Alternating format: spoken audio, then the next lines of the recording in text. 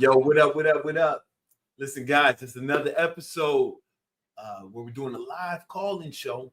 I'm paddling on my desk bike, burning calories, starting on my 2025 goals. Now, that's what we're going to talk about in this episode. I'm going to talk to you about accomplishing your 2025 goals, whatever they may be.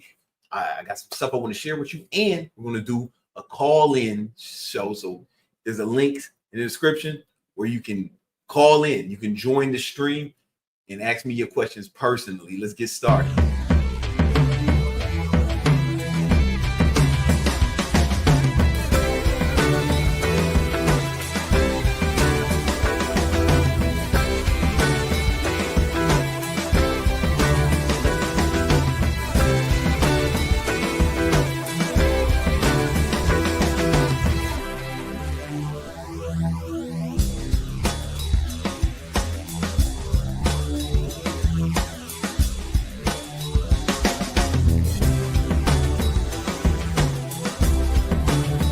Yeah.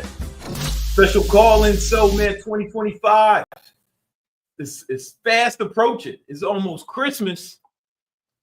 The fucking week have taken a vacation. The hustlers are still going. You know what it is. Yo, we got some people in the waiting room. I'm going to address them in a minute.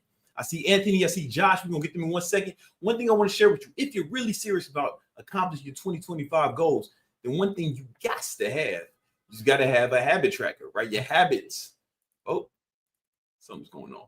Your habits will decide who you are. The life you're living now is the results of the habits you have, right?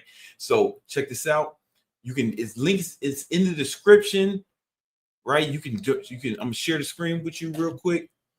Yeah. I'm gonna share the screen with you real quick, and then we're gonna do a call-in show. But check this out. You can download the Victory Vision Planner, right? And there's a video that shows you how to use it, but here it is. There's two things in here, right? One is the ambition planner, right? This is where you can plan out your goals. So let's say you got your goal. This is free, by the way. It's just a Notion template. You don't have to put your email in, nothing, right? You put your goals here in each column, right? And then you write every step it takes to accomplish these goals. Every step to accomplish that you think you have to accomplish the goal, everything you think you need to do to accomplish the goal, you write that step in here. You can put some details on it if you want, right? Whatever. Boom. And then you put a date on it. Right. And this is beautiful. Let me show you why this is so dope, because now we have these other tabs, right? And you can see how much progress you're making, right? So when you, let's say you started this already, boom, you move it over to in progress. But you can see what's not started. These are all the tasks for all the goals. You can see what's not started and what's done. You can also change it here. Boom. It's really dope. But here's where it gets really cool. You can look at it by month. So you can say, okay, what do I got to accomplish this month? Okay. Now you can see all the tasks from each of your goals, and see what you have to accomplish this month and what date it needs to get done by. Then you can go down here to look at it by week. Now you can see all the tasks you have to do this week, right? And the beauty of this is now you can plan out your whole fucking life, right? All your goals in a way where each task that needs to be accomplished is scheduled, it's prioritized, and you can see where you're at in regards to each goal. So you can go on the board for each goal and see, okay, this is not started, I did this, I did that, blah, blah, blah. Or you can look here and see how much progress you're making in each goal. It's free. I made this for myself a long time ago. So, but I said I was gonna make it for y'all too. Now check this out. We go back here. You also have the success tracker. And this is where you can actually track your habits. right? Because most of these things in the ambition planner, well, the things I showed you before, those are one-time tasks, but it's going to be a lot of shit you got to do every day, right? Boom. So I put this together, and this is just the tasks, the habits that I think you should have. You can always add more, but you just click this button, add more, and this is going to be filled up with dummy data. Don't worry, there's a video on how to use all this, right? This there, but this is like data from one of my past, somebody who I was coaching for a while. You put how many hours you worked on your goals, how many hours you slept, did you work out today? Then you can put your macros in. Here's the beauty of it. These are formulas, so it updates dynamically, right? So let's just say, so check this out. If I change the protein, look what? Oh, it changes the calories because protein has a certain amount of calories, carbs have a certain amount of calories, fat has a certain amount of calories, right? And it changes the calories burned. Calories consumed. Then if you have some sort of smartwatch, Apple Watch, Fitbit, Oura Ring, I got both on right now because I'm going super hard, right? Let's say I change this to, I went hard this day. Like my man Anthony, I see him shadow boxing in the waiting room, man. But what you see is the caloric deficit or surplus. It adds up for you dynamically, right? Because these are formulas, right? So now you can look every day if I'm in a caloric surplus or caloric deficit. Am I getting enough protein to accomplish my goals or not? Boom. And then you put your weight in here every day. You can track if you're losing weight or not. Boom. And you can track how much fucking money you made. Do I got the money on here? I think I got the money. Or maybe I don't. Oh yeah, you can put it your income, how much money you make in these. And this is somebody from somebody I was coaching last year, right? Boom. And then these graphs that update dynamically. You don't touch these graphs because they'll change on their own. For example, let me just change this to 8,000. You see the graph change. I'm gonna change it back. Boom. All right. I did that for you. Right. Let's say in the weight too, right? So let's just say I just want to show you that it moves dynamically, right? The graphs change. And this way you can have a visualization of your progress and your goals. And that's motivating. This is all free. It's all in the Vision Victory Planner. Like if you're not planning your 2025 goals, when I say plan your fucking goals, I mean plan the shit, bro. Let's track the inputs, boom, track the outputs, and let's like really plan our goals. Like when I say plan your goals, I mean write out each goal and write down each step that you need to take to accomplish those goals, and then boom, put a deadline on every step. That's how you plan your goals. And this is how you do it with the Victory Vision Plan. All right. It's free. Link is in the description. It's just a Notion template. And there's also a link. I know some people were asking about one-on-one, like personal training with me. You can click that link in here to apply for one-on-one training with me. But enough about that. That's some free shit I wanted to give y'all, man, to help y'all accomplish your goals. You know what I'm saying? All right. So, Anthony, what's up, homie? Hello. What's going on? What's going on? I saw you shadow boxing in the waiting room, man. You was fucking up some imaginary person, man. I pity the fool who challenged you in real life because you out here training. What's up, man? Brandon Carter, man. It's a pleasure to be on here, man. Really, you're like my mentor, man. For real. Appreciate that, brother. I appreciate yes, sir. it, man. How can I help you, brother? Yes, sir. Yes, sir. No, it's really a blessing to be here. I just really want to I'm 19. I'm trying to get it. I'm about to turn 20 in January. I'm trying to do this, man. I want to be able to, start a business. Right now, I'm getting into an apprenticeship with electrician apprenticeship. My bad. But yeah, like starting at 20 an hour, I want to be able to scale that. And like go to school while I'm doing it, like part-time for business associates. You know what I'm saying? Yeah. Right now I'm at Walmart. I'm also doing personal training on the side in person. Right. I know there's a question in here somewhere, Anthony. I'm waiting on it. My fault. It's all good, brother. But yeah, like what would you like give me like some like advice like on like just trying like just anything like at 19 like just like trying to do it. Here Yeah, like when you ask advice, be more specific. You know what I'm saying? Yes, sir. Yes, sir. Yes, sir. Yes, That's sir. open advice. But here's what I think you need to hear. Do you got your you got your goals planned out for 2025? Goals planned out 2025. Yeah, I have it written. I have like everything that I want to get. You got Like everything. everything. You got every step laid out that you need to accomplish to hit those goals. To be honest, no. I'm just All right. thinking like, Go ahead. Go ahead. no, my fault. My fault. No, it's all good. I'm not trying to clown you any either. I'm just asking, right? Because that's the next step, right? So it's good. It's good you have a vision where you want to be, but you know all this shit. Write your goals down and forget about it. I ain't never seen that shit work in real life. I read about it. I heard about it, but like you know what I'm saying. I ain't never seen that shit in real life. Everybody I know who accomplished them, they had like real plans and something big, you know. So what I implore you to do is download the free Victory Vision Planner. It's 100% free. Like you don't even have to put your email in or nothing. It's just a Notion template that I made for you. And then put your goals in there in the column, right? And then like I was showing before. And then what you do, Anthony, is you write out this is your goal. You put it here, right? Whatever your goals are, you have as many as you want. You can add more, right? And then every step you think you need every step you need that needs to be accomplished for you to hit your targets this year in regards to that goal, you write them out, put a deadline on them, right? And you can and the cool thing about this is these are you can go in here and be more detailed about them if you want, right? It's really dope. And then you put a deadline on them, and then you'll see, okay, this is what I got to do this month, right? For all your goals, right? And then you put this in your calendar, right? Because people don't plan to fail, they fail to plan. Like this is real shit, you know. Like you got to have all your shit planned out, and this is free. Like I made this for myself. Once I like really like kind of learned Notion, I made this for myself, and then I had a lot of success with it. And because I've always did this, but I would do it like on paper or something else, and then Notion was like, oh, this is super dope. So I made this for y'all too, and y'all got the template. So I really encourage you to download that template and use that to plan out your 2025 goals, homie. You know?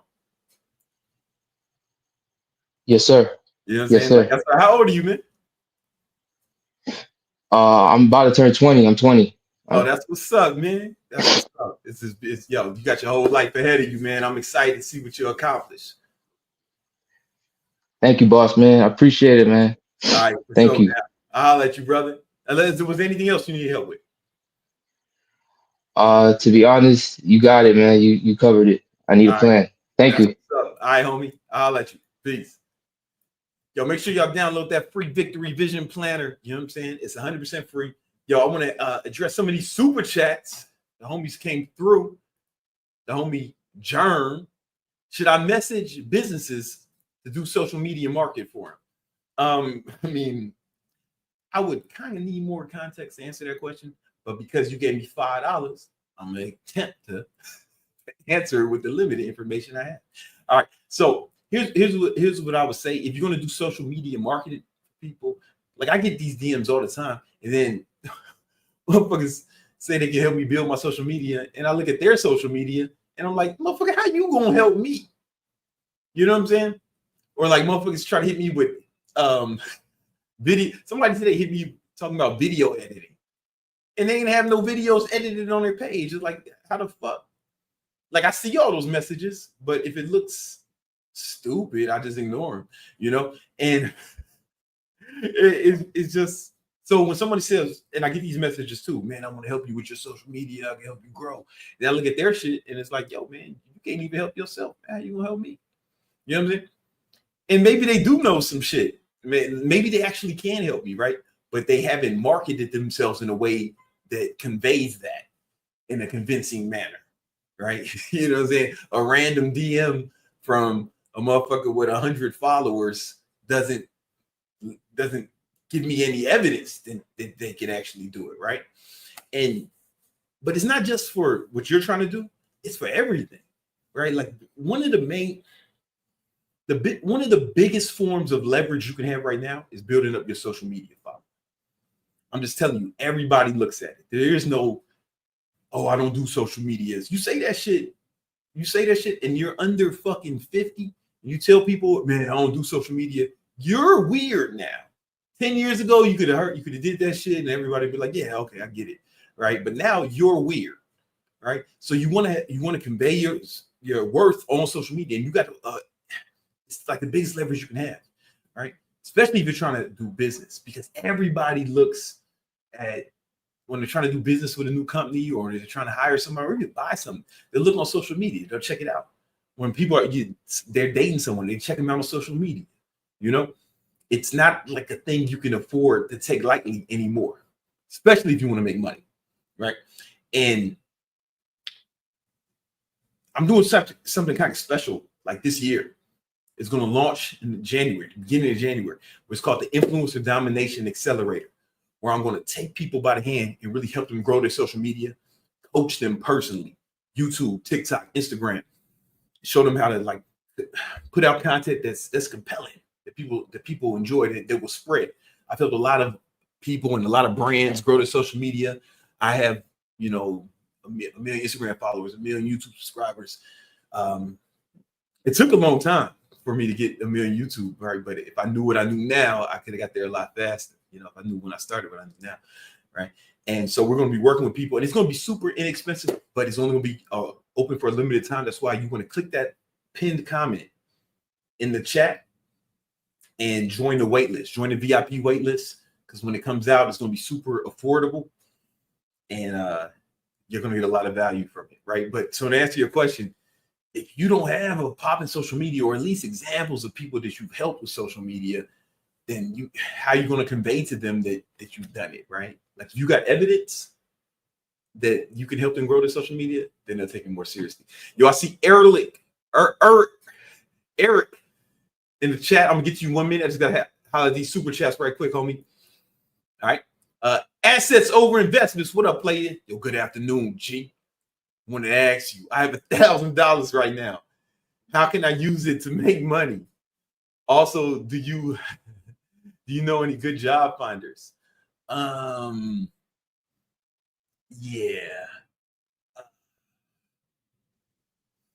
that $1,000, man.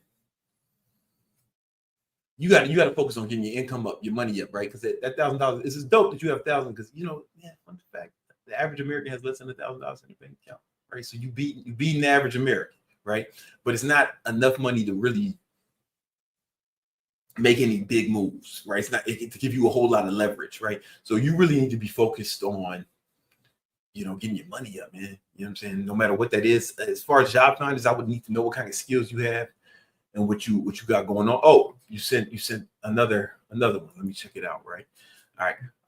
I've also been deciding between studying for electrician and computer programming. Any thoughts?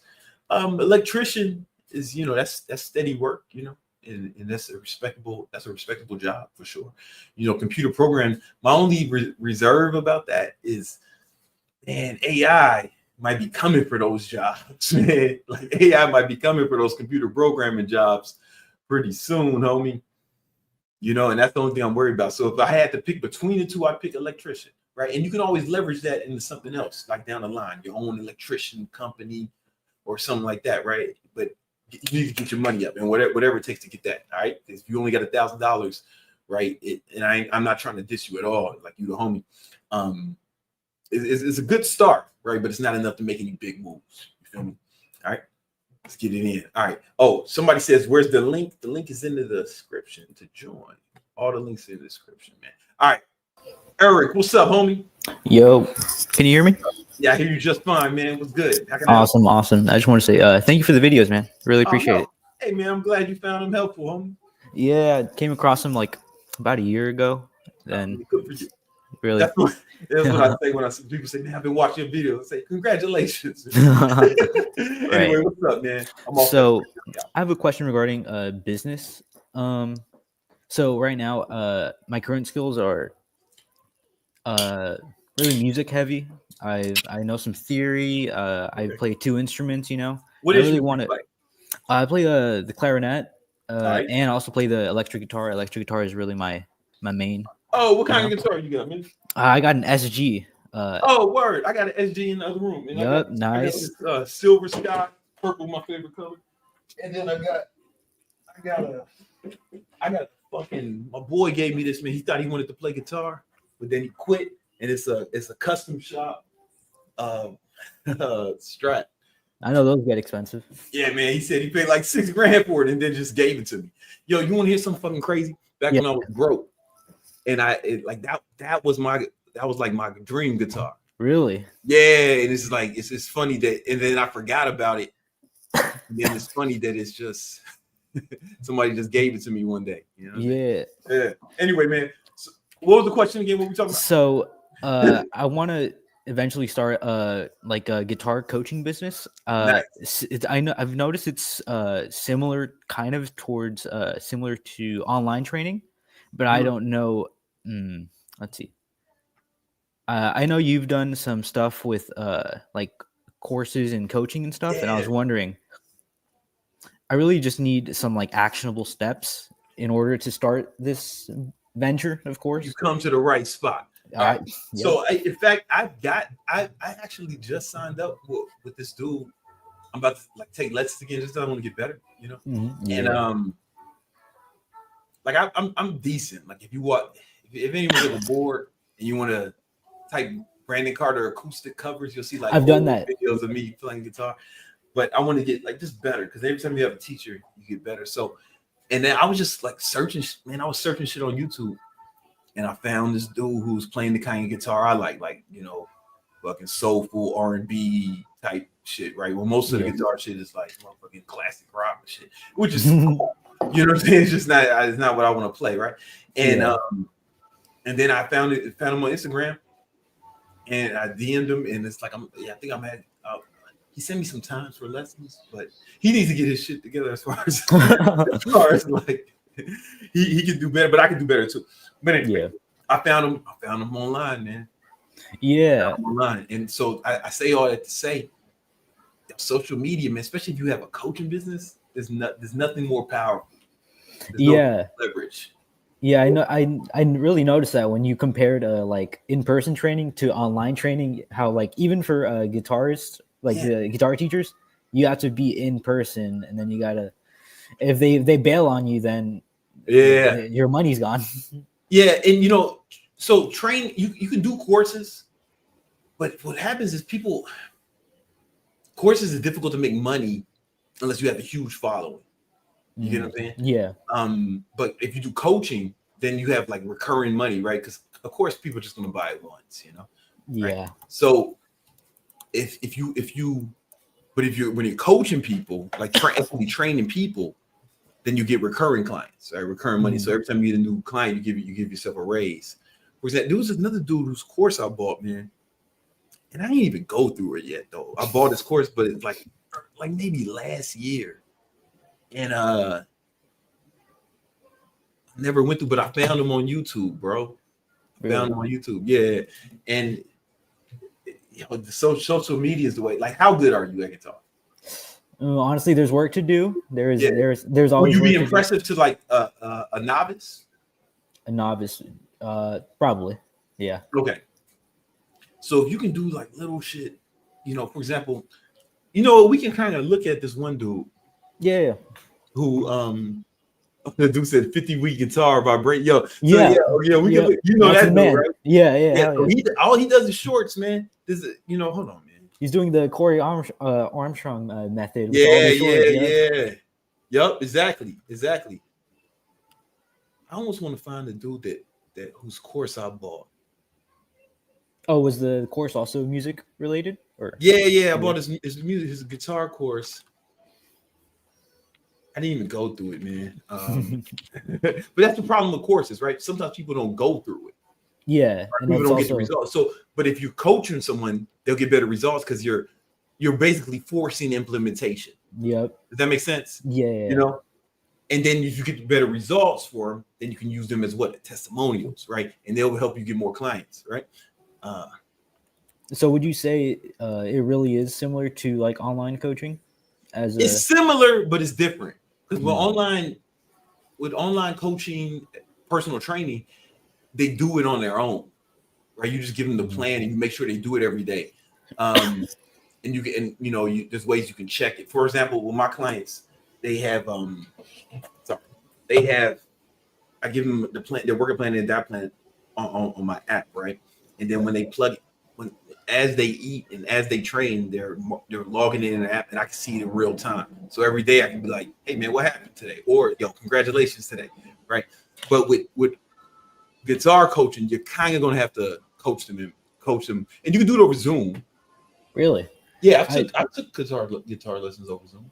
What I was thinking was, like more so giving them a practice, like tailored to what they need, and then from then like doing a weekly call with them, like checking in on them. Yeah, if you do a call with them, that's fine. Okay. Like you just got a lot of trainers will do that shit. Yeah, man, this is the dude. So check this out. I'm gonna share my screen. I saw this video and I bought his course. Sorry, I'm still getting used to the StreamYard shit. I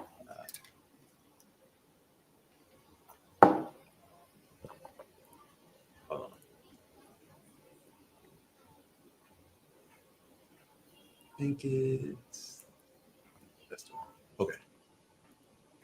Yeah, there we go.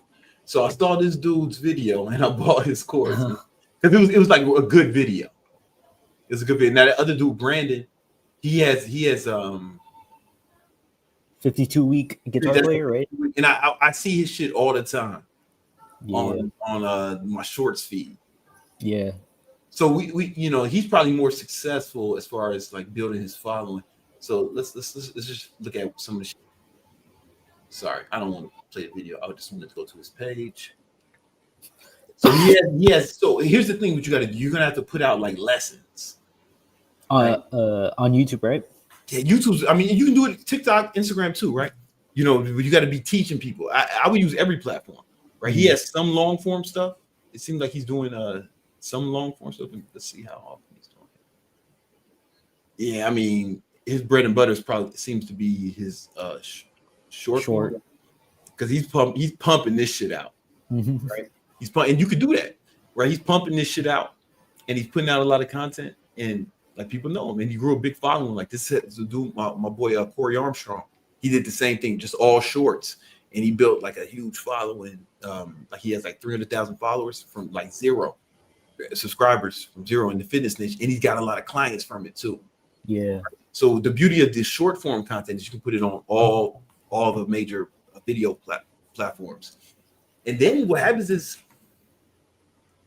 over time, some people will. If you really blow this up, people will start coming to you. Like I went to this dude, the other dude we have here. I saw in his long video.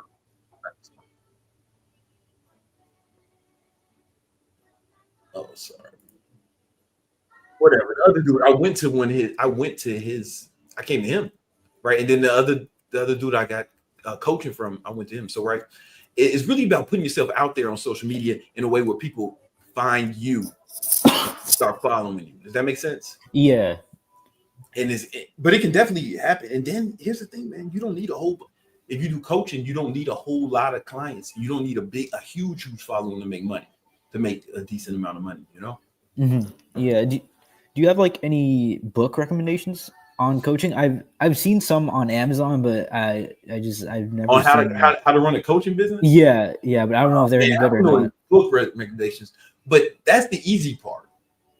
Like coaching people is the easy part, right? You give them homework and follow up with them and do like a one-on-one session with them weekly or something. You know, like that's the easy part. The hard part is getting the clients. Okay. You know what I'm saying? Like the coaching them is easy, right? You give them homework, make sure they do it, check in with them. Okay. Call with them one-on-one, you know. That clarifies it. In-person coach. Even when I did in-person guitar lessons like years ago, I would just go see the motherfucker once a week. You know what I'm saying? Go show me some new shit. I go practice it, and then I come back. He said, "Hey man, show me what you learned. All right, you did good. Here's the next thing to learn." You know? Yeah. Like, you know how to do that. You took lessons before, right? You took lessons. Yeah, I've done lessons before. You know how to, you've been a student, so it's similar to that. It's just going to be on Zoom instead of going to someone's house. Yeah, and would you recommend the pricing be similar to like in person, or should it be a little bit different? I don't know the going rates for music coaching. How much Locally, right where I'm at, it's about $30 for 30 minutes. So Oh yeah, okay. The beauty of that, let's say, okay. So I imagine, let's say you really built your social media, yeah, right? You really built that up, right? You think this dude 52-week guitar? You think he could charge more? hell yeah, yeah, Yeah, right, right, because of his prestige, and then yeah. people will pay it as well, right?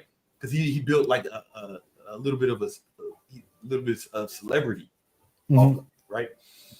So that's the main thing that you need to do is focus on building your social media. Social media, okay. Yeah, building your social media and doing it the right way in a way that's like it's compelling. And that's why I'm putting out the influencer domination accelerator. I'm gonna be working with people, helping them grow their social media because this is the perfect use case. You know Oh, what I'm really? saying? This is a perfect use case for something like that. Because it's not just gonna be fitness influencers. It's gonna be anybody who has a business or wants to start a business. We're gonna launch it in January. Click the link in the comments and join the VIP list so you don't miss out. But just imagine you built this shit up. You can charge more. The truth. Now, here's the thing. The truth is, price is just a illusion. Where do you live? Oh, Oregon. Oh yeah, $30. Yeah, Oregon prices sound. You going online, bro? Right? It's a beauty going on. I don't know shit about Oregon except I used to play a game called Oregon Trail. Yeah. I imagine there might be some cowboys fighting some indigenous people outside. Something like that. Something like that. Right. But like you motherfuckers drive their horse to your crib. But the beauty of going online is you don't have to worry about what's happening locally. What locally doesn't matter. Mhm. Right? Because those would be crackhead prices in New York when I lived in New York. Like Really? I paid them like $100 a week in Queens. Yeah, I paid them like $100 a week. 15 years ago. You know what I'm saying? You get what I'm saying? Like 15 years ago, I paid them $100 a week. Yeah, so online you're not restricted to you're not your restricted area. geographically. Yeah. You get what I'm saying? So now you get people from all over, and people have different incomes. So you tell somebody in New York that it's $30, $60 an hour for training. Someone in Manhattan, right? It was like, oh shit, yeah. They'll forget it. They don't have to work. It wouldn't be enough. Like they look at you skeptical. You must not be that good. Like seriously. Yeah. Because it's so that's the beauty of going online, because you can expand your client base. Now your clientele is worldwide. Yeah. Does that make sense? Yes. Yeah, and then you get that prestige, and just like you said that dude could charge more, right? Because of his prestige. Yeah. He's also a really good guitarist. Yeah, that too. But you can display that too, right? So and now another thing you can do is like this, like job board. It's like there's this shit called like Thumbtack. You ever heard of Thumbtack? No. Right? It's like shit like Thumbtack where they have, or I don't know, I can't think of an alternative, but it's like where people have skills and you can hire fucking therapists on there, coaches, life coach, shit like that, or you can get somebody to paint your house, right? Right. Or you can get, they're on there. But here's the thing: those people are still going to look at what to see if you're good. Price, reviews. What would you think they might search you on social? Oh media? yeah, they're probably gonna Google you. See. Yeah. Especially because now you're gonna place you amongst all those other people. Right. So if you really build your social media, you can stand out in that regard. Okay. Does that make sense? Yes, it's really important. It's like there's no such thing as an offline business anymore. It's not real. That's yeah. This is when people say, I got an online business. Not every business is online. Your fucking gas station is online. I bet you they got commercials. They got a 7-Eleven app. I bet they got 7-Eleven app. And I bet you there's 7-Eleven ads. You know what I'm saying? And they got a website, and like it's not a game out here, man. Right. The other week I heard you on Victory Talk. You were talking about creating almost like I think it was a course on how to like start like an online business, but not restricted just to training. Oh yeah, that's influencer domination. But we want to talk about building your social media. Oh, that's influencer. Because once you have social media, you can sell anything that you have some sort of expertise in. Obviously, as long as it's not bullshit, right? Like, because for example, let's say somebody wants to start a supplement line. Who they gonna have to get? Sorry, what? And Oh, somebody yeah, was right, influencers. right? But that's what they do. Every brand is doing that now. Or imagine if you are the influencer. Like you go on TikTok, TikTok look like motherfucking the home shopping network now, right? Yeah. Everybody's pushing some shit online, selling some TikTok shop, Yeah. right? It looked like fucking QVC at a home shopping network, right? That's what TikTok looks like. That's Yeah. because this shit makes money, right? These brands know, so they're paying these people to do it. What if you are the person? Do it for yourself. And that's what I did. Like If you are the influencer and then you come out with the product, that's why my supplement company was successful, right? Because I didn't have to pay no influencers. you were the influencer. Yeah. Exactly. And that's what you need to do for your business. Anything you want to do. Okay. Yeah. Thank you. All right. I appreciate it. All right, no problem, brother. Awesome, man. Any of you guys? Oh, my fault. I cut them off. I didn't mean to though. Yo, listen, guys. We opening up influence and domination. I'm gonna work with people, really show them how to grow their social media in a way where you can put out content that's compelling and grow your social media like fast. And it's gonna work for whatever you're trying to sell, or if you want to sell some other people shit. I know people who make money just off TikTok shop promoting other people's shit. You know what I'm saying? I know hoes who don't even do fucking OnlyFans. They just promote motherfucking whatever they're combing their hair with this week. And they making good money doing it. You know what I'm saying? They're not mansion money, right? But they doing all right. I got this. We're gonna get to my homie Redford in a minute. I just want to show y'all something. Yo, this is shit called On the House Network, right? Check this shit out. Because they gave me this card. I can't show you the fucking thing, right? But they gave me this card. They came to me and asked, right? And I can go to they have an app and I can go to different restaurants for free. I got a budget of $4,000 to go to restaurants just because I have a big social media following. And then I know some other hoes who don't have a big following me, but they got like a $2,000 budget. Like I got the top tier. That's right. Or a $500 budget, right? Free. It's like $4,000 free. I can go to any restaurant in Miami, New York, not any restaurant, the ones that are in their network. Like this is the kind of leverage you get when your social media is big, man. I'm telling you, join the motherfucking VIP list. It's the link in the comments. All right. Redford, what up, homie? Oh, my fault. What's going on, brother? Yo, we can't hear you. Can y'all hear Redford or is it me? I can't hear the brother. Be heard, man. Oh, there you go, brother. They've been trying to silence us for too long. You know what's up? Hey, man, I want to say, my man with the Scarface sweater on, your influence is unbelievable to communicate with you. I tell you, man, the first time I saw you, your stomach years ago, I was like, man, I can't believe this guy's stomach. But, bro, you have mentioned, and it sticks with me to this day, the leading indicators. You mentioned one time about a report card with your son. Yeah. And when you mentioned the leading indicators, I mean, that. Right. But my question is, I know you're going to ask, what's your question? Oh, no, it's all good, baby, man. Listen, I don't cut people off when they're giving me praise. You know what I'm saying? I'll let that shit ride. Hey, man, the list goes on, bro. I mean, you're a living example, man. The books, the things you do that support, but then you give the background, but the leading indicators. I mean, that was the thing that really resonated with you. Yeah, man, but what I got to ask you is a couple things, and this is going to diet. Okay. Now, I copied your Liquid Death, that water, all that's great, but now I noticed on occasion you still drink a Diet Coke and the aspartame. Yeah. Why is it, or what is it that allows you to drink that? And are you using that to substitute momentary lust for sweetness, or why do you incorporate the Diet Coke with the aspartame? I just enjoy Diet Coke, specifically Coke Zero. Like I'll tolerate Diet Coke if Coke Zero is not available.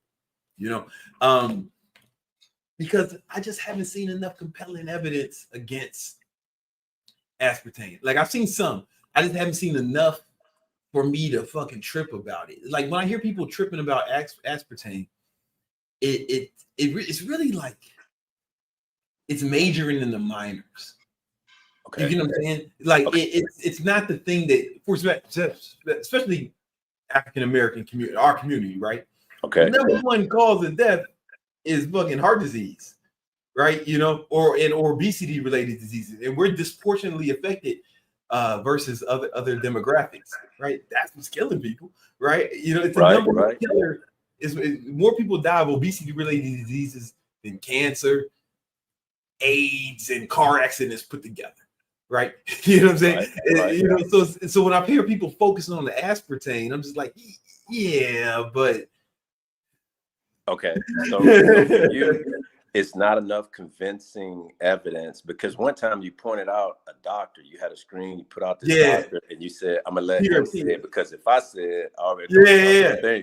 But it's Peter Attia. It's Dr. Peter Attia. He had a whole video. Is him, and he was just talking about, it's like it's probably not good if you drink like copious amounts on a consistent basis, but you know, drinking here or there, the results are probably gonna be negligible. And he was talking about the studies, because it's one of the most studied most studied ingredients ever. It's been out since the 50s. That's right. Yeah. Okay. So that's. Oh, and another thing, one more thing, right? It's also me, right? No one in my family has cancer. Like you gotta have to sort of get cancer. You gotta have the cancer gene. Just, you know, some people smoke and don't get cancer, but somebody can get secondhand smoking and get cancer, right? They have the cancer gene and it gets activated by something, right? So it's also a personal thing, right? I don't like. I have people in my family who have smoked straight up cigarettes for like over 50 years, no effect on them. Everybody in my family just dies from old age or gun violence, right? But mostly old age, and it's just weird. So it's also a personal. If I had a family history of cancer, I'd be more cautious. Does that make sense? Well, that's what I need to hear, because both of my parents had cancer. Okay, well then maybe I would be cautious. Anything that said it might give you cancer, I might be like, fuck it, I'm gonna stay away from that. But I really believe, just looking at my family history, I could smoke cigarettes, and like, there's people in my family who smoke cigarettes, drink alcohol. Motherfuckers had smoked crack for like years, and are like old and healthy, man. It's like just a family X-Men. But then, you know, some say that, you know, my parents obviously put me in a certain environment, but if I choose to change my diet and change my ethics, some argue that it necessarily isn't linked to your parents having it. Some say if you step outside that element of diet and activity, move around, that you won't necessarily follow that same path. But you're saying that there really is a cancer gene, you know? Oh yeah, you can look that up, right? This is why, for example, I just got some life insurance, some new life insurance for my son, and they were asking. There was a reason they asked me about family history. You know what I'm saying? Because like, one of the questions is, have any of your parents or immediate family been diagnosed with cancer? Okay. You know what I'm saying? Like the reason is a question, right? Because they're trying to they have an algorithm to see if they. Wow. All right. Now, what I got you. Question number 2: when you would get up in the morning, which of the following you thought helped you actually wake up and get going? Was it the cold shower by Huberman, or was it the caffeine? Because I know you mentioned caffeine. Was it the cold shower? Was it the electrolytes? What aspect in the morning that you feel was the most effective to really get you going? Caffeine, man. The caffeine. Caffeine. That's what gets me going in the morning. You know, I am addicted to it, right? And it's fine to be. I don't mind being addicted to it because it's cheap, man. You can get it anywhere. And that's gonna be my next question about that now. Whether or not it was I mean, listen, that's a personal thing, right? If you don't want to be, a lot of people don't want to be addicted to things, and I'm just like, there's a lot of things. Water. I'm addicted to water. Right. You know, and it's like, if you can't get caffeine, then it'd be a problem, right? Or if it has some serious effects on you, or if it was fucking with your sleep or anything. But man, it's not having any real negative effect on me, you know. And so it's personal, right? Everyone's different. Some people eat a peanut and they die, you know. True. But then you got a different regimen. You were taking the caffeine, then you were going to exercise, going to train. Then I go exercise. You were using the caffeine but burning it off. But I was going to ask you, did you feel any type of addiction to it? Because they say it's highly addictive. For sure. Like really? For sure. I mean, I wouldn't know, because you would have to have withdrawal symptoms to know if you're addicted, and I've never fucking went off it. And like since I was 16, I've been fucking taking a bunch of caffeine every day. Right, I'm 42 right. now. And like my blood work is fucking perfect. My vitals are perfect. I get everything, no problems. I just really enjoy caffeine. All right, you know? Because it's hard to get up in the morning, but bro, it's hard. I do the shower. I got to watch. I do the 2-minute cold shower. That helps. It helps, but then I was scared of the caffeine. I take the electrolytes. Okay, because you claim that first thing you do is reach over and grab the electrolytes, in the water. And you take it away from you, so you get out the bed to force you to get going. You gotta get out of bed, because otherwise I'm gonna stay in that motherfucker. Man. That's right. That's right. All right. Here's another health thing. I noticed you were on the keto. Now, I try to cut out sugar because I enjoy the mental clarity of it. Yeah. However, have you learned any other evidence about eggs? Do you still think eggs are great for you, or have you learned anything different about eggs? I haven't read enough. Sorry, I keep trying to remove this shit. I haven't read enough. Sorry, man. I haven't read enough compelling evidence against eggs for me to restrict consumption in any meaningful way.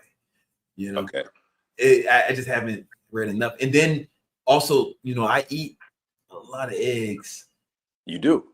Yeah. And bacon, steak, eggs, bacon, steak, eggs. And when I look at my blood work, it's fine, man. My cholesterol is, ever since I've been on keto, my cholesterol's been fine. Right? That's why I went on keto, because it's genetic. Like, this is one of the genetic things. Like, a lot of people in my family, the only issue they have is a lot of people have high cholesterol. Some of my relatives are on statin medications, you know.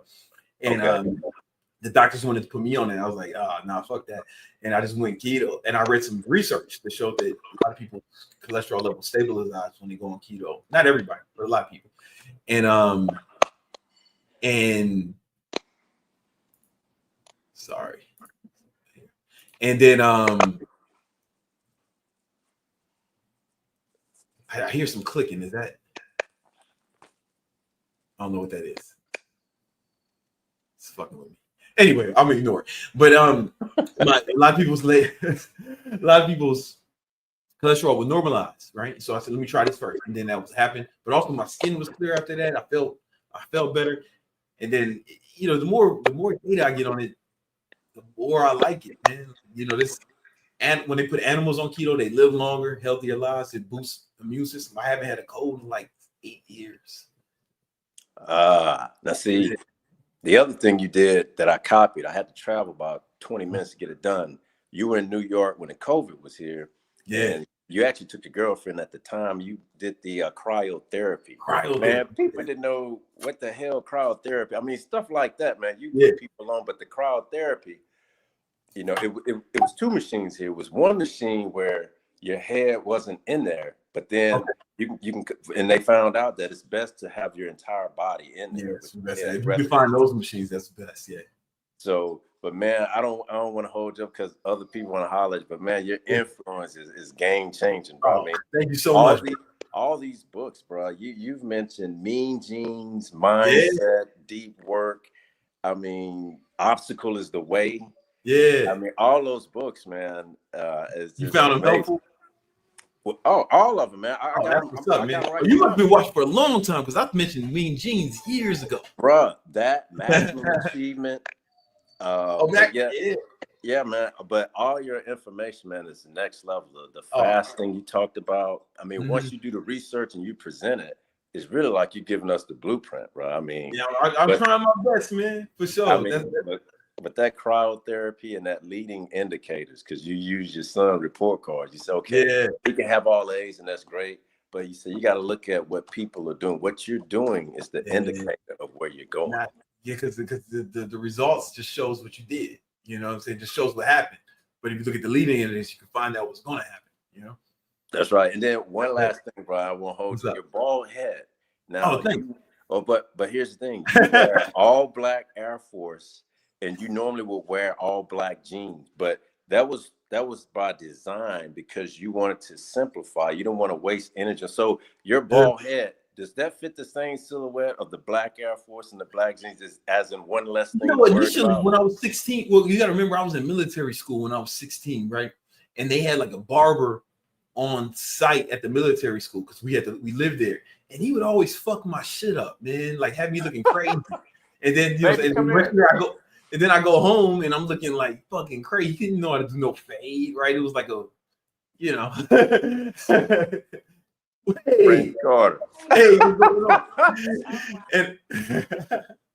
And so I was like, man, forget this, man. I just started shaving it myself, and I like the simplicity of it. So I've been shaving my head since I was 16.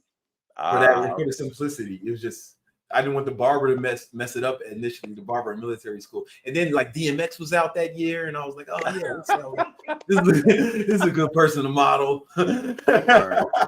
Hey, well, man. Thanks for the chat, and thanks for the advice about the cancer gene, man. Because I didn't, but you're right. A lot of places do ask you, you know, anyone in your so that's a real thing with that cancer. You can look at real quick before I want to hold you. Everybody I talk to who had cancer, I tell them look at this. You can look at some research done by my friend, Florida State University. He's the head cancer researcher. His name is Dominic D'Agostino, or at least he was, and he has some studies on keto and cancer, right? And he's the studies on mice, and basically what he said is most cancers, they can't live off glucose, right? Carbohydrates are I mean, they only live off glucose. They need glucose to survive. They can't live on ketones. So when he put mice or other patients on keto, he would still give them chemo and stuff, right? But he said they had way better results than chemo alone, right? And he said, it stands to reason that if somebody was worried about cancer, ketogenic diet may be worth looking into them because cancer cells need glucose to live. They can't live off ketones. So if you rob them of their fuel source, they can't manifest. Right. You know what I'm saying?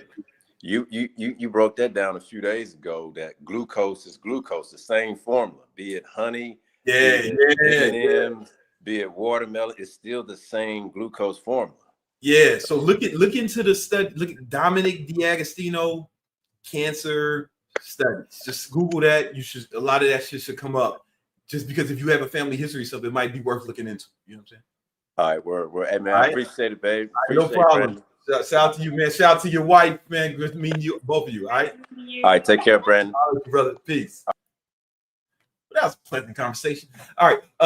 Shout out to the homie. Real quick, there's a lot of people in the weight room, and we're gonna get you all of you, man. But somebody gave me $20, so we gotta acknowledge it.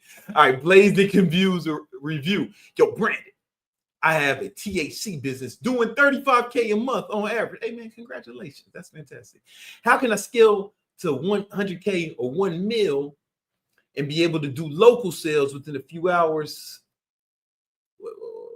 I'm only able to do local sales within a few hours at the moment. Do you have any ideas on how to find bulk buyers? Well, shout out to you, Blazed and Confused Reviews. Yo, congratulations, man. You know, like that's hey, you know, that's a nice business you got there, man. And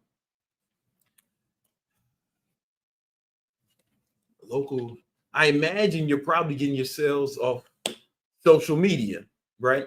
So it stands to reason to do more of what's working, right? If you get into, because you can't, from what I understand, unless you're doing the only place you can advertise, the only place I've ever seen a THC advertisement is on Pornhub. Is that one guy? You know, you guys know what I'm talking about. Hey, if you got the best THC and I travel a lot, so he shot one for every state. Y'all know that? He shot one for every state. I be in Georgia. Hey, if you're in Georgia and you want the best THC, hey, if you're in New York, you want the best THC. He everywhere. The homie is everywhere, man. So I say that to say, unless you, that's one avenue. You want, but you probably need to focus on. You can only do it locally. You can't do Google ads for THC. I know that, and you can't do Facebook ads for THC. Yeah, you're pretty, as far as paid advertising, you're pretty much restricted to porn websites. Now, what I would do, where you can always advertise, is you can get influencers to do it, right? So you can get some local influencers, right? Maybe somebody who's famous in your town, or somebody who has a lot of people who have a lot of fun. They don't need to be big, but if you can get them to promote your shit, right? That's a play that always works, right? You get some people, some mid. They don't have to have a huge amount of followers, right? 10K, right? But people trust those people, man. The small followers, micro creators, people trust them. And you also need to build your social media following, right? And if you can do that, that's probably the best way for you to scale right now. Unless you do pornography ads, like the one with the, but he's the only one I've seen doing it, right? So I don't know how successful it's working. He's in every state. I do know that. But yeah, build your social media, man. That's the listen, guys. If you have a business, building your social media is the cheat code. Imagine if Blaze and Confused Reviews had 1 million followers, right? Imagine what he'd be doing, what kind of numbers he'd be doing. Without any additional work, he can make the same amount of money without having to change nothing. If he just had more eyeballs, you know what I'm saying? He'd have more money from his business. Yo, this way, guys need to join the Influencer Domination Accelerator. It's going to launch in January, but you can get on the VIP list now. And I'm going to work with people directly, helping them grow their social media. I'm going to give you all the game, give everyone a game, but I'm also going to be looking at your content every week, looking at your pages, helping you perfect it. All right. It's going to be super affordable, but it's only going to be open for a short period of time, so you don't want to miss it. Join, click the main link, the pinned comment, right? And sign up for the VIP list. All right. Blaze the Confused. Yo, then we got somebody else. Hey man, we got John. John, you next. And there's a lot of people in the waiting room. But first, Stu gave me $9, man. Everything stopped when someone gives me money. Yo, BBC. This girl just gave me her number, and she says she thought I was cute, wanted to hang out. She bad too. But currently I'm grinding and focusing on my work 100%. Any advice? Listen, I like where your head is at, pause. Man, what's cool is she came up to you, right? So you might not have to do too much investment, and biology is typically going to win. You can't out-discipline biology. You got to have sex with someone eventually, right? And it's difficult to out-discipline biology. But if you got someone who's like coming to you, that makes it super easy. You know what I'm saying? So you might not have to see where she's talking about. You actually might not have to, if what you say is true, it might not be a big time investment. You know what I'm saying? All right. Yo, all right, let's bring John to the stage. What's up, homie? Yo, what's up? What's going on, man? You're a legend, man. Thank Inspiration. You. I appreciate it, man. Really helped me in muscle and mindset. But I have a few questions, if you don't mind. Hey, man, that's what we're here for. So, how do I build a bigger muscles, especially shoulders? Because we're really lacking. Shoulders are lacking. All right. Well, what I do for shoulders, I just do freestanding handstand push-ups every day. Have you tried that? Okay. I'm just fucking with you, man. Almost nobody can do it. I'm talking about like this handstand. I'll show you my shoulder exercise. You can just try this. I'll show it to you real quick. This is what I do. I start my day off with this. It's on my Instagram. I just do that. Shit, man. Morning. Impressive. Yeah, just do that. Why don't you have you tried this? I think I can't do it I can do like right now, but 4 or 5 reps of that every day. I'll try it. Okay. All right, next question. No, I'm fucking with you. No. You gotta get the really get. I didn't start with that. I started with a lot of overhead press. Yeah, do it. The barbell, you know. Yeah, barbell get you stronger faster, right? And because dumbbells are fine, right? But barbells, you always get stronger faster with barbells because it's what's called a closed chain movement, and dumbbells called open chain movement, meaning like you can do everything independently and shit. It's like different, but when you have the closed chain movement, just a barbell, you can lift more, which you got to recruit more power, and you always build better with that. But also, are you tracking your diet? Yes, of course. Oh, nice. How many calories you get in a day? 1,500. 1,500 calories a day. How much Yeah. you weigh? I'm currently cutting Oh, because okay. I want to get shredded like you. Nice. Hey, man, that's a good goal to have. How much you weigh? 74 kilos. Ooh, okay. Hold on 1 second. How many pounds is 74 kilos? 74 kilograms is 163.14 pounds. All right. So you pay 160. Okay, so that makes sense. You're on a cut now. Well, you're not going to put on a lot of muscle or get bigger when you're in a cut. So once, how long do you plan on cutting? I think another 3 months because Okay. I'm right now about 15% body fat, I think. Okay. All right. So once you get as lean as you want to be, then bulk, right? And you want to get your calories. It depends on how much you weigh when you're done cutting, you know. What weight do you want to cut down to? I don't really know, but I think 70 kilos, 69, something like that. Fuck. How many pounds is 70 kilos? All right, so you want to be like about 158. So you're gonna need about you're gonna be okay. That's 154 pounds. So you want to make sure you get at least 150 55 grams of protein per pound of body fat. I mean, I'm sorry.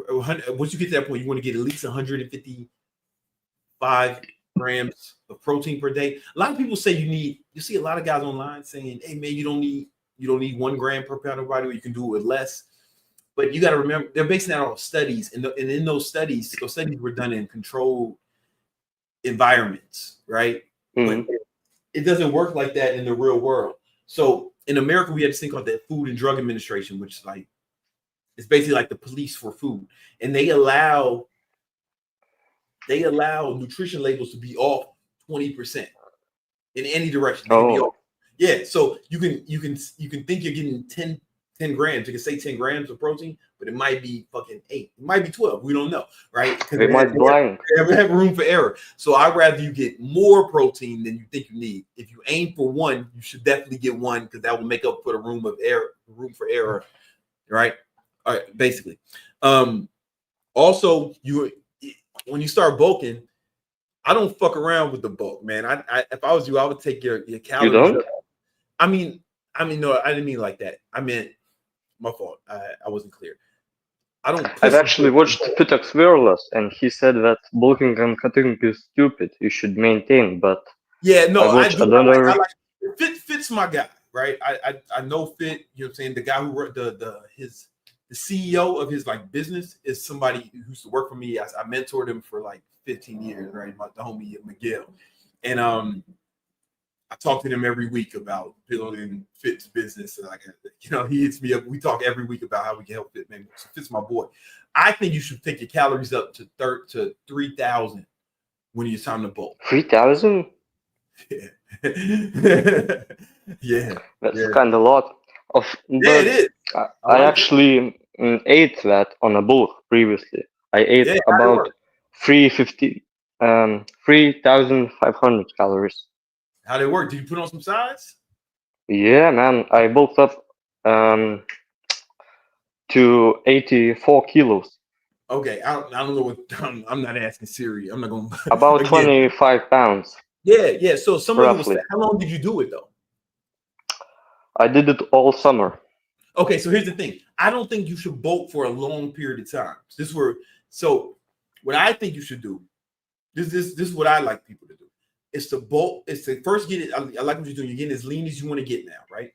Get as lean as you want to. Don't take off your shirt. This ain't that kind of keep your shirt Okay. on. No, because people who come from Fit Stream, man, they start undressing on here. I'm like, nah, chill out. You know. But I like your idea. You want to get lean, right? I always say get lean get first, and then bulk until you can't see your abs, and until your abs start to you can't see them, but until they start to go away a little bit, right? And then not as defined, and then cut again. So it's almost like micro bulks and micro cuts, right? So I'm always bulking or I'm cutting. It's never no maintaining. It's either I'm putting on size or I'm cutting, but I do it in increments, right? So it's like 2 step forwards, 1 step back, 2 step forward, 1 step back, you know. And this way, this is how I look lean all the time because I never allow myself to get fat on a bulk. So I might bulk for the same amount of time. So you think about it.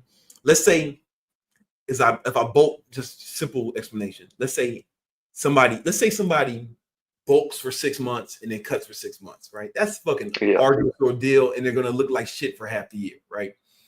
But with me, even if I bulk for the same amount of total time, let's say I bulk 2 weeks, cut 2 weeks, right? You do that every 2 weeks, right? Just I wouldn't do it exactly like that, but just I'm bulking the same amount of time as him. I put the same amount of time bulking, but I never got fat. Does that make sense? Yeah. So I don't like them long ass bulks. I think that's stupid. I had an old video called it micro cutting and bulking. It's like 10 years old. Well, I watched it actually. Yeah, that's really good. That's what I like to do. I like, I find it very effective. But you know Jeff Nippard. Yeah. So he says that you should bulk and cut for long periods, but you shouldn't do it slowly. You know, put half a pound and something like that. I can see the benefit of that. You know what, man? I can see the benefits of that, but I don't. Here's the problem: is getting fat sucks, bro. Like, why get fat? You don't have to get fat. You can do it when I'm saying. And the problem with long bulks or doing bulks for a long period of time is the way fat cells work. Fat cells, they grow, and then they split. Then you have more fat cells. Oh, really? Yeah, then you have more fat cells. But here's the thing: when you lose fat, this is fucked up. This is gonna be discouraging for some people. But fat cells don't go away when you lose weight. When you don't lose fat, the fat cells just shrink. So once the fat cells multiply, now you got more fat cells.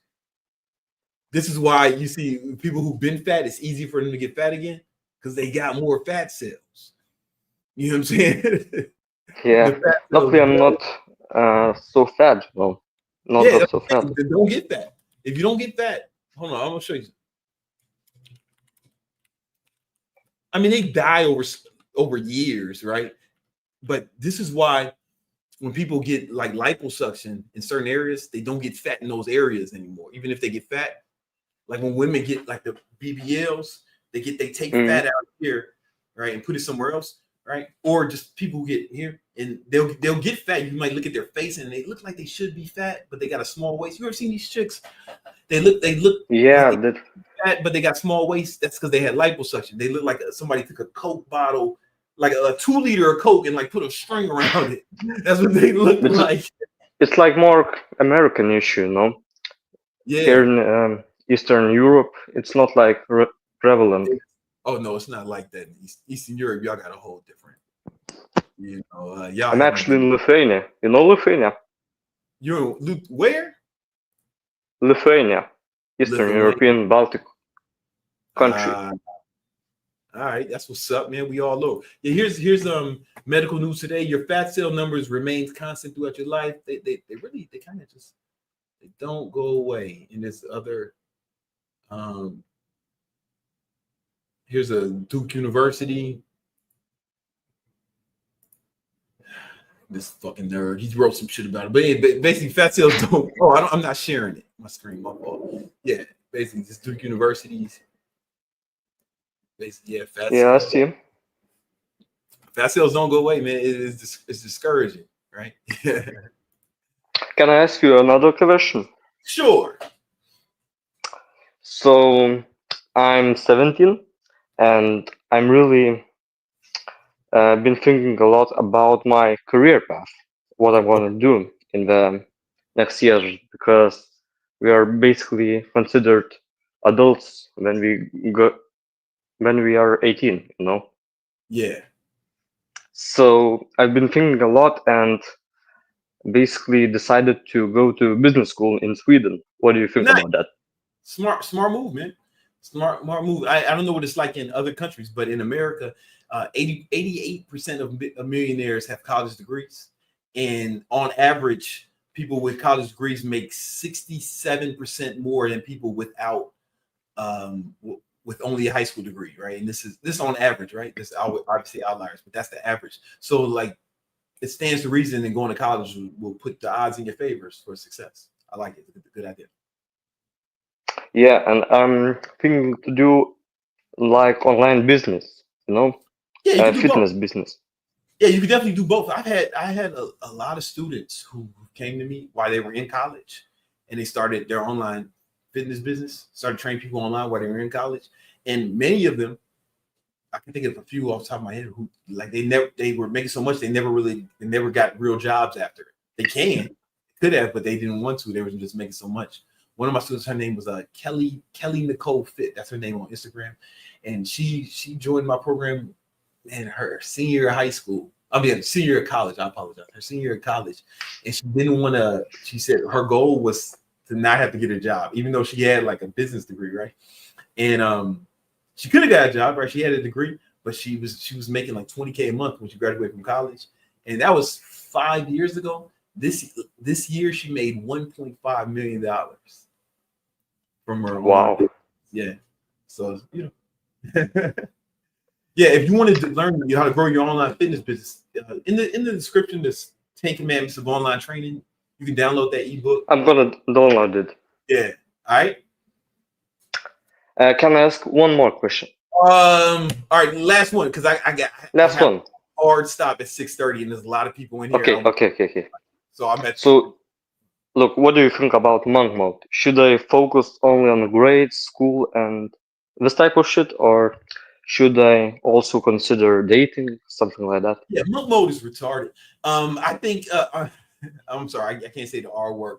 It's just not necessary, right? What you need to do is what I call mini monk mode, right? So basically, you just block out certain hours of the day where you put your phone away, you put everything in, you do the things that need to be done, right? And then you can do whatever you want, right? Because if you do the thing you're supposed to do, if you do the things you're supposed to do every day, right, you're not going to work all day, right? But if you spend a certain amount of hours working, doing what you're supposed to do, it doesn't matter what you do the other hours, as long as you do what you're supposed to do every day. And that's where comes to planning the calendar and everything out. You don't have, but what happens is you'll kind of be in that a little bit without having to make a fucking ceremony about it, right? If you fill your calendar up with the things you're supposed to do, there won't be a lot of time for like a bunch of bullshit, and you'll kind of be in a version of monk mode without being a weirdo about it. I'm in monk mode. I'm in winter off. You're like, you don't have to be all ceremonial about it. Like, for example, like people. Maybe I'm just being a cranky old man. So take that into account. Maybe it's fine, right? But when I hear this girl was telling me, man, I'm doing 75 hard, and I fuck with Andy. Andy's the homie, but she was telling me she was super excited about this, man. 75 days. I'm gonna work out twice a day. I'm gonna drink water, and I'm gonna work out twice a day. I'm like, bitch, I've been doing that for fucking 20-some years, and I didn't make it. And I'm not gonna, and I ain't have to make a fucking ceremony about it or post it every day on. Like, do it if you want, but you don't have to be a fucking weird about it. Like, all you really need to do is fill your calendar up with the shit that help you accomplish your goals, and you should do that all the time because you got to do that consistently to succeed. So to say you're in some monk mode, it implies that there's a time to stop, but the grind don't never stop, man. The hustle don't never quit. All right. Yeah, I actually use calendar and timetables Yeah, because there it I is, man. watched your video on productivity hacks. It was really helpful. That's what I like to hear, man. You down the Victory Vision Planner? You got your goals Of planned out? course. That's what I'm talking about. Yeah. That's what I'm talking about. Let's get it, man. All right. Okay. All right, homie. Let's get Good it. talking to you. Peace. All right, yo, listen. I'm gonna get to everybody on here, but I gotta urinate. I've been drinking water all day. I'm on a gallon and a half so far. So I'm gonna play this countdown timer, then I'm gonna come back and answer y'all.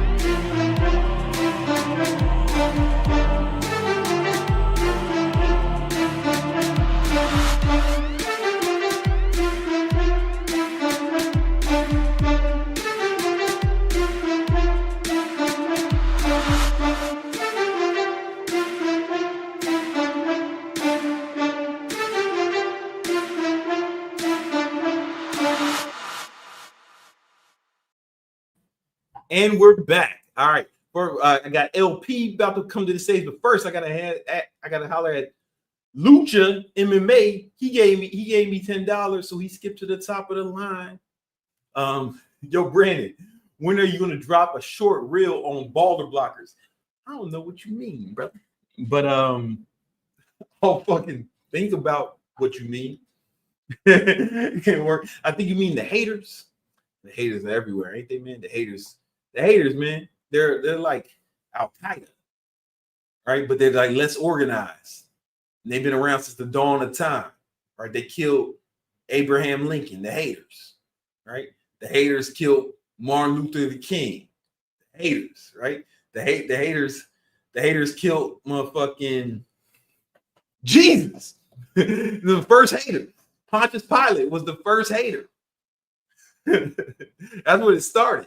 It is just a loosely formed organization, and there's sleeper cells around you. You know what I'm saying? We can't negotiate with the haters, all right? Yo, all right. LP, what up? Yo, we gotta keep it quick, man, because I gotta talk to my son at 6:30. So there's a lot of people here, so I'm gonna try to run through everybody, man. We in the speed round now. What's up, homie? Got you, man. So real quick, man, I just need just some clarity, right? So right. I'm working hard. I'm working like 70 to 80 hours a week. Nice.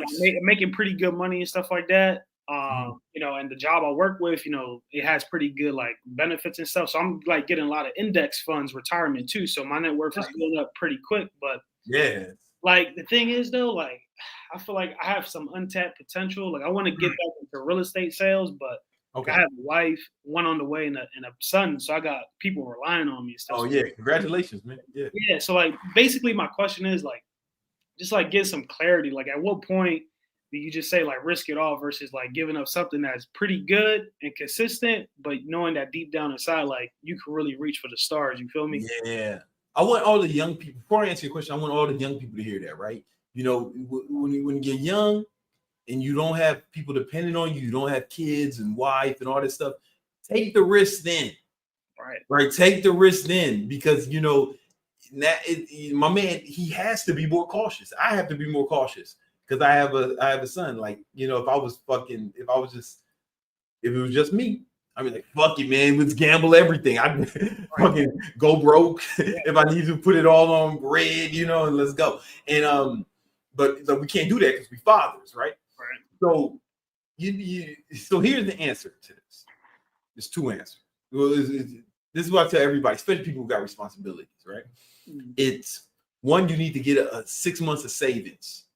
And when I say savings, you need enough saved up to take care of you and your family for 6 months. It's super critical for you. You might want to go a longer safety net, right? And put that aside, right?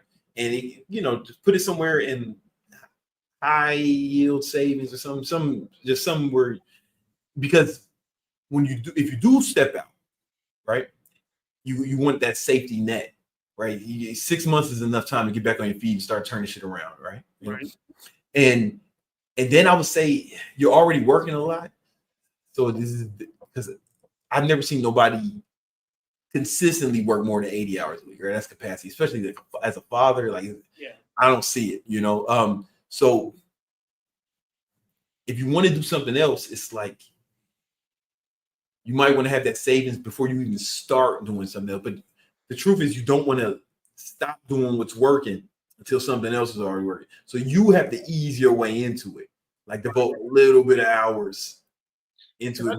I tried being a realtor in the past and I failed, but that was when I was like young and I was stupid. I didn't have business skills. Like, I wasn't motivated. Yeah. You know what I mean? But now it's like completely different. I just have a crazy drive. And I do have extensive savings, but let me ask you something. Do you think it's wise to maybe like push off my goals a little bit and just like buy a house cash? You know what I mean? And then jump into trying to be an entrepreneur? You know what, man? So this is what I'm about to tell you. It flies the convention to what most people will say. Like, Grant Cardone's the only other person I've heard publicly say this, but I talked to other ballers. It's like, I'm not the biggest fan of buying a house for entrepreneurs. And let me tell you why. Like, if you're just a regular guy, yeah, having a house, if you just got a job, 9 to 5, W-2, having a house is probably where probably gonna be where the majority of your net worth is gonna be, right? And you're buying it, right? However, let's say you're an entrepreneur. Let's just, for me, the reason I own real estate, but not the place I live in. And the only reason is because every time I think about that down payment, right? Let's say I wanted to get a fucking $10 million crib, right? Or like, something like that, right? So I gotta, no, $5 million. Like, I thought about buying when I first moved to Miami. But then I was like, I don't even know if I'm gonna live here that long. I don't even know if I'm gonna like Florida, right? And the housing market was crazy. And I talked to a lot of my like friends, and they're like, just wait, rent first. I was like, cool. And then I thought about, what if I did want to buy this place, right? Let's say, or a place, like $5 million. You gotta put 20% down, right? So now we're talking about $1 million, right? Right. And yeah, you're building equity, right? But you're building equity, right? So eventually you'll have $5 million of equity, and whatever else it appreciates over that time, right? But I could take that million and in the amount of time, okay, because you only make money off real estate once you sell it, or I guess you can take loans against it or whatever. But loans got to be paid back, so I don't know if you want to count that. But anyway, you only really make money when you sell it. Okay. That's after all the repairs, all the taxes, all the closing fees, both when you buy and when you sell, all that shit, right? Agent fees. It's like the money I would make, I could make more money off that 1 million in my business. Like I can like mathematically, I can see it. I can look at my ad account. Oh, we get 3x ROAS off ads. Oh yeah, every dollar I put in these ads, I can make $1 back. I make it back way quicker. Like I can take that 1 million and invest it in my business. This is what a lot of I tell entrepreneurs, and if you have a business that's working, you can take that money, put it in that shit, and you'll make way more money than you would have off the sale of that house sometime in the future. You know what I'm saying? Over the amount of time. Yeah, that makes sense. That's why I'm just not the biggest fan of it. However, now you have a family, so there is the security of having your own home. I mean, houses get foreclosed. It's weird. Houses get foreclosed on all the time. Motherfuckers be acting like they're so secure. It is a good way to build equity. It's a good way to build your net worth, and I'm not against that. And it does some good things for you. There's good things about it. It's just you got to look at the cost benefit analysis. Now, if you don't have a business already, maybe it is good. Maybe it is a good investment. That, and also when you do go on business when you do go out, it's like shit really hits the fan. You can refinance your home and get some money and keep your family safe. There are advantages in those regards. Right. I appreciate that, man, for sure. Yeah. All right. All right, man. Appreciate it. Yo, good luck to you, brother. Yeah. All right, man. Shout out to you. All right, man. Good. Congrats on the new baby. All right. I want to bring Taz to the screen, but he ain't there, man. Taz. Taz. Oh, the Taz is there. There you go, man. What up, Taz? We can't hear you, brother. You gotta be heard, black man. I've been watching your content since probably 2020 when COVID hit. Okay. And I had started a little YouTube channel. It's just about gaming. Okay. But but we ain't gonna talk about that. Yeah, we only got a little time. I gotta leave a little. Like when it comes to money, I learned from you. Money save you time though. But I come up like, why would I pay you and I could do it myself? Okay. Mentality. Yeah. No, I learned that from you. No, I ain't know that. Like, oh yeah, man, I had to start to think. Man, this do save you time. Brandon was right. I thought it was crazy at first. You buy time. Time is the important thing. Yeah. Yep. Broke people space. No, I came up. No food. Broke people spend time to save money. Rich people spend money to save time. Yep. Yeah. And I came up. No shit. Food. We don't waste no food. All that stuff. No shit. Yeah. You need time to get there though. Yeah, man. You need time to get that. And when it comes to critic, like how do that stuff work? I know I'm supposed to know this, but I didn't come up with. How do you deal with criticism?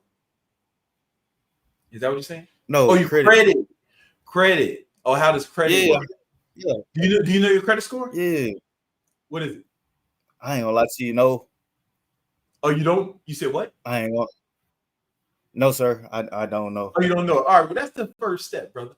You know what I'm saying? See what your credit score is. Yeah, that's the first step. And it'd be difficult for me to like give you a full lesson on credit right now with the time we have allotted. But I do have some videos on it. I have some videos on it, and I interviewed one of my boys who's like really good at credit. He talked about credit hacking. I think that's the best move for you if you check out that video, because it'd be a little bit much for me to try to explain right now. You know what I'm saying? Okay. Hey, I had watched that video you did with Fit Fears. You did this. I don't even remember. That was like, I don't even remember. But that's what it sounds right. I hope. I mean, pause maybe. I don't know. It sounds right. And I had joined your Discord. Oh, that's what's up. All right. Yeah, hey. Bye, all Brandon. Right, I ain't want to hold you too long. That's what's up, man. Stay up, homie. All right. We got Ken coming to the stage. What's going on, player? We can't hear you, brother. Can you hear me good? Yeah, we hear you just fine now. What's going on, man? I got a quick question, and I guess it's kind of a 2-in-1. But I have an online coaching business where I help like a certain level of guy, a certain financially successful guy, heal from divorce without getting, hating women and shit like that. And I'm doing pretty well. I'm doing pretty good organically right now. I'm doing all right. Yeah. But how do I, because kind of like the selling point is like the one-to-one, doing the one-to-one. But how do I kind of transition over to, instead of one-to-one to where they kind of getting a lot of my time, how do I kind of switch it over to, I'm doing it with a group? Because the selling point, I already know what I'm talking about. Not every coaching business doesn't work well for that. I'm gonna be honest with you, especially when people are talking about, now it might work, but it depends, right? If they need to talk to you, and if they're talking about personal shit, there might be shit they don't want to say in front of other dudes, right? So it just, sometimes I've seen people trying to scale. I've seen this a lot, especially in the last few years, where people they have a business and they have a unique offer, and it seems almost like a boutique kind of offer, right? You know what I'm saying? Like, and then they try to scale and they lose the magic, and they fucking scale themselves out of business. Like, I've seen that shit happen a few times in 2024. Some people who worked for me, like contractors, and they were scaling their business, and I had to let them go just because I wasn't getting the same attention I need when they try to scale. And I get it, maybe that was best for their business, but it wasn't working for me. You know what I'm saying? I didn't mean to interrupt. So do you think it would be better because I had like 25,000 followers on TikTok. Nice. And like I'm moving over to Instagram and YouTube. Y'all hear what he said? Hold on, man. He's got a good business and it's based off TikTok, right? Yeah. Would you be making the? I don't know if you maybe it's personal. The week before I had like a $10,000 week. $10,000. Yo, social media, guys. You gotta build it, man. You know what I'm saying? That's why we do the Influencer Domination Accelerator. It's launching in January. Join the VIP list. First link in the description. I mean, I don't know if it's in the description, but it's definitely a pinned comment. It's the first pinned comment. Join it, man. This dude made $10,000 last week off social media, you know. But anyway, I'm sorry. Continue. Go ahead. Okay, so I was saying, do you think it would be better instead of me trying to like scale to kind of focus on, because my goal is to get anywhere between 50 to 100 guys to pay me $10,000 over a 12-month time frame, depending on how long they've been married and shit. So do you think it would be better for me just to focus on those people and, you know, kind of do the one-on-one instead of trying to? Yeah, that's what I would do right now, right? That's what I would do right now, because it's going to be difficult because basically it's a whole different offer. And it's a whole different service, and it might be a different market. It's like what you never want to do is break what's working. Even if you do something new, you can offer it, but don't break what's working. Now, what you could do is it could be a downsell for the people who don't. You can do a cheaper group coaching. Could add this now, right? You can have group coaching, and then matter of fact, this is what you're gonna do. You're gonna have I'm listening right now. You're gonna take notes. You're gonna have cheaper group coaching. Right, the people who don't want one-on-one with you is like, all right, man, we got a second option. You know what I'm saying? You go down to that, and then all the people you don't have 100% close, right? All the people who didn't sell before say, hey, man, I'm doing something I know you couldn't do before, but I'm doing some more affordable. It's a group coaching thing, and you explain what it is.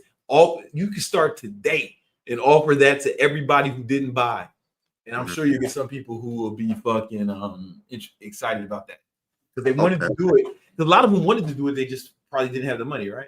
Right. And so, like, if you can offer them something like a cheaper alternative, that's going to be helpful for a lot of these.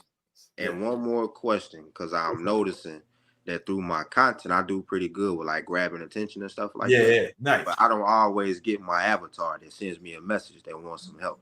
Yeah. So on the paid side of things, based off your experience, what do you think a good like Instagram ad budget would be to kind of start off? Because I got an ad recorded and stuff like that. But yeah. You know, the ad side is different, right? You know, have you ran ads before on Instagram? I literally just started probably last week, and it's just. Did you use the ads manager, or did you hit that boost button? I went on Instagram.com, and that's probably the boost button. Is that? Don't do that. Don't do that. How much did you get clients off that? Just followers. I just did a follow. Yeah. That's why you don't do that, right? That button was made to siphon money from people who don't know how to use the ads manager. Because the ads manager is fucking intimidating initially when you first see it, but it's way more sophisticated. And I believe Ben knows that. He's like, man, there's some people who we could get money from. Let me ask this boost button, right? but the targeting is so much more robust on the ads manager. Okay. You know, it's so much more robust. Okay. You know, and don't worry, I'm gonna be breaking it. And when Influencer Domination, I'm gonna be breaking down exactly how to use that, you know, as well. But what you need to do, if you're gonna do it, get in the ads manager, learn how to do ads. And how many clients do you have? Like how does somebody, do they have to fill out a form? Do you have CRM? Well, typically I do have like a one-to-one application, but what kind of happens is they'll send me a DM. I kind of move them over to Instagram, talk to them a little bit. Yeah. It goes like that. Gotcha. You move from TikTok? Okay. TikTok and Instagram, Yeah.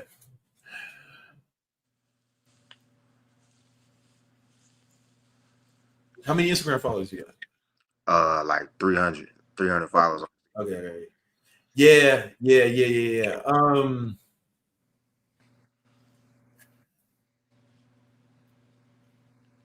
All right, I'm thinking about like the easiest way for you to run ads, and you some of the shit you don't have set in in place yet for us to do it in like a easy way. I think you need to build that Instagram up more, because the easiest thing to do would be to run ads to the people who've engaged with your content, right? You know, and because people like, so it's warm audiences, right? You retarget warm audiences with ad people who are already fucking with your shit, like people who like or comment or engage, right? But that's going to be difficult. Now, if you were sending them to a website from TikTok or something like that, and you had your Facebook pixels, we could target people who hit that page, but you don't have that, right? So, because what's called retargeting is usually the most profitable ad strategy initially, but if you don't really have things set up in a way, right? Like if you were getting these followers from Instagram, then we could do it. You know, okay. Yeah, I think you need to build that Instagram up first before you start running ads. You know? Okay, cool. Yeah, but it won't fix the problem. You're still gonna get people who aren't your avatar sometimes, and that's okay. You gotta weed through them. You know what I'm saying? You'll never not get that. You know. Okay, yeah, that's what I appreciate it. That's all right. No problem, brother. All right. Man, my man made 10K last week. He's doing really well.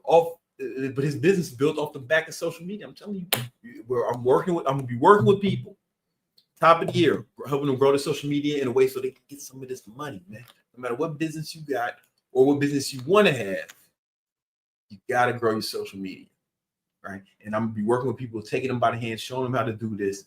It's gonna be called Influencer Domination Accelerator. I'm gonna be working with you. It's gonna be super affordable, and it's gonna launch in January. Join the VIP waitlist. The link is in it. It's the first pinned comment. All right, Pablo, what up? All right, and man, I'm not gonna be able to get to everybody here, man, because I'm just not gonna be able to get to everybody. I'm sorry, guys. This is probably gonna be the last one. I'm sorry for everybody in the waiting room. I'm gonna do this again tomorrow, though. Tomorrow at 4, I'm gonna do this again, and I'll be able to probably earlier than that. I don't know what time, but it's gonna be tomorrow. I'm sorry, guys. I gotta FaceTime my son.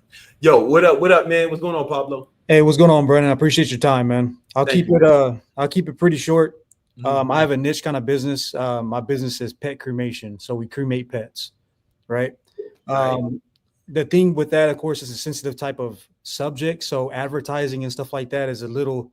You got to be creative in order to do that type of thing, right? So my question is, I did do the ad manager, Nice. an ad, and been running on social media platforms for the last 3 years. I've been able to build up quite a bit of leads. Nice. My question is, what kind of creative thing can I do with those leads, right? Because it's not like I'm trying to sell a product. It's more of just getting my brand out there so people understand that I'm here when it happens, right? Yes, when it happens. Because it's like they might have pets, right? But them pets are alive and doing well. Exactly. So what kind of creative things can I do with those leads in order to, I guess, continue them in my whirlpool of just my acknowledgement of being there, right? And being there when the event does happen. Yeah, when you get leads, what would you say leads you have? Their emails, their phone numbers, or what? So how I got to set up an ad manager is it's a form that they fill out. So it has a photo and it has a question form, and if they're interested, then they click on that link. They fill out a short little survey, and then it filters their information to my email address. Okay. Did you ask if they're looking for it now or later or what? No. So the question I came up with was, so what we do to separate ourselves in our local area is we engrave. We can do laser engraving like photos and things of that nature to really personalize the urn that the pet goes into. So the question I ask is, have you ever thought about having a photo of your pet on the urn, right? And then it has a picture of some of the work that we've done. Yeah. So they click on that and then they fill out the little information, and then it gives them, shoots their information to me, and then it gives them, an example of what they could be doing. So I've been doing that for, I want to say, a year now with that targeting, just to build up my lead database. But now I'm kind of stuck on the position of what to do with those leads. Yeah, do you when they sign up, do you know if they're looking for pet cremation now? No, so that's one of the questions, but most of them are just, they just come across the ad, right? So I've targeted, so I targeted a 75-mile radius from my current location because that's pretty much what we service. And then, through the ad manager, I've been able to decipher my target audience, right, which is majority female and an older crowd. So now I'm trying to figure out what to do with those leads, though. Yeah, that makes, because you kind of gotta wait, right? And you have their email, and you had their what did you get? Their name, email, name, phone number, email address. Okay.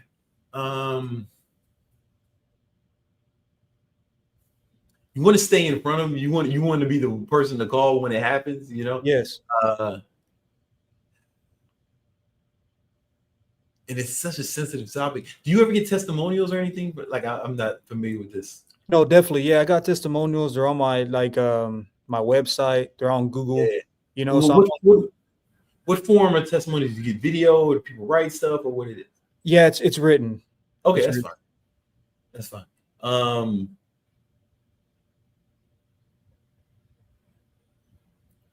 Yeah, I would say like email them every once in a while, but it's like I'm hesitant to give that advice because it's like, who wants to think about their kids? But if they can apply for them, I would imagine. You tell me. I would imagine that they're pretty close. These pets are close to dying. It's like motherfucking blind pets and shit, motherfuckers. And not all the time. I mean, it's probably about a good 50-50, right? Majority of it, because how I've came up with the strategy, a marketing strategy, to stay in front of everybody is basically do informational posts. So we do different posts regarding like safety of the pets and different posts on what to look out for and stuff like that. And different information with local vet clinics and things like that in our area. That's what you keep doing, because these people are worried about their pets dying.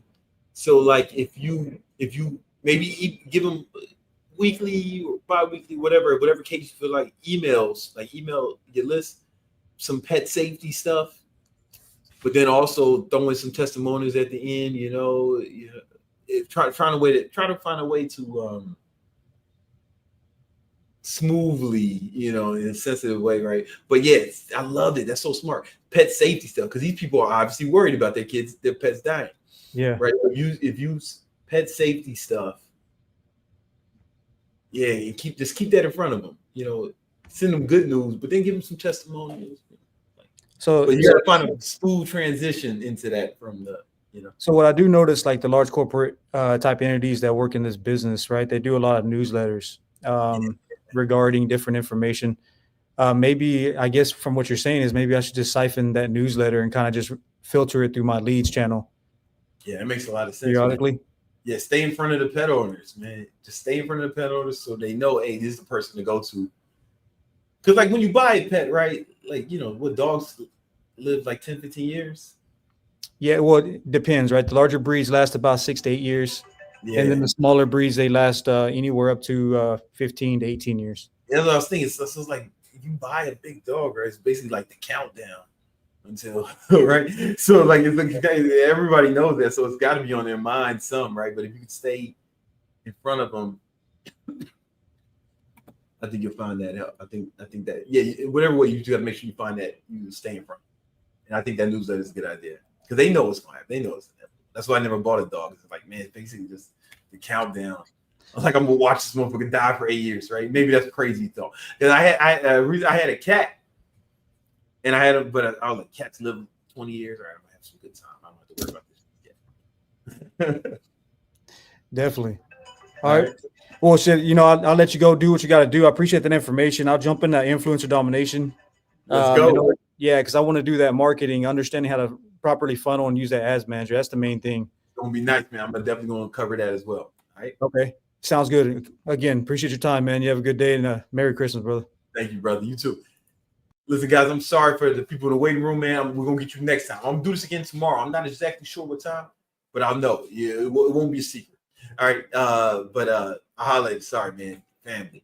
But listen, guys, if you haven't already, make sure you join the VIP list for Influencer Domination. The link should be the pinned comment, and it's in the description. It should be in the description. And download the Victory Vision Planner. Help you plan your 2025 goals. That's 100% free. That link is definitely in the description. All right. I'll holler at y'all. Peace.